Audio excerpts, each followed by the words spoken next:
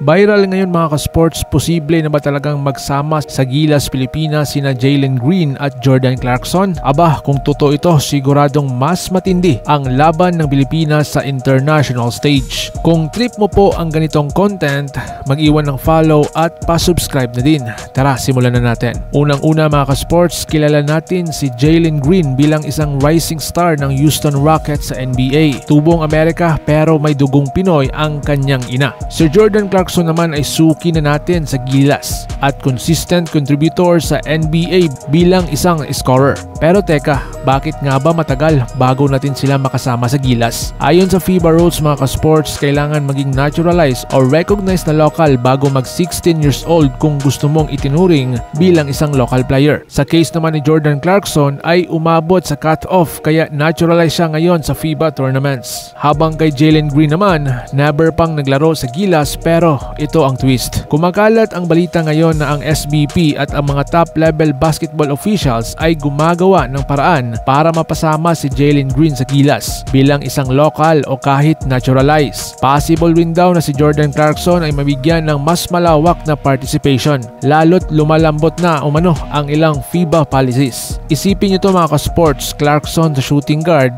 Dribble that you really don't want to see. Clarkson looking to isolate, bumps in the lane, puts him another floater. Jordan Clarkson, at the moment you see the same confidence. Unable to knock that one down. Trying to stand in that 2-3 zone. Clarkson trying to go for AJ Edu, goes up, gets one. That's a big time play, something out of nothing, coach. Jalen Green sa wing. Rockets, Green.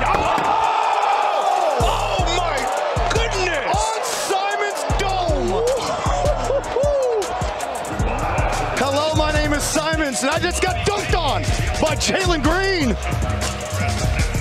Kevin Kiambao sa stretch 4. Support is powered by Hemwell. Now back to you, Diego. Thank you very much, Patrice. Here comes the KQ pass. Nice ball movement from the Philippines. So the Philippines will come away with possession. And an easy score. Good ball movement to Ramos. To Lopez, my goodness. At Junmar Orcay sa loob. Expecting him to play a key role tonight. Here he is with ball in hand and bakes it in. What a start! And all Philippines have done is taken it right down the gut on every. Able to translate it into some good offense. Just like that, it's back within 3. Although Soto has something to say about that. Kimbao nearly, and it ends up in the hands of Perez. Slices the deep out of Soto. Now they go down low.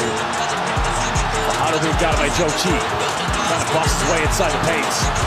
Pumping's got to go up with it. And Juba Fajardo just taking Joe Chi to school.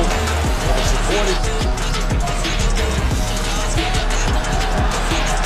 Michigan to post up with Juba. Sam Miguel pulling his way to the basket.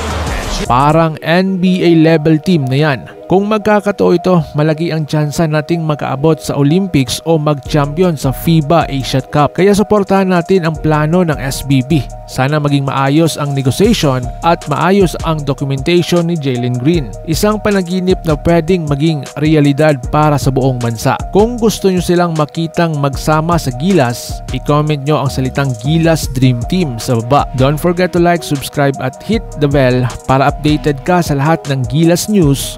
Salamat mga ka-sports. Ingat po kayo.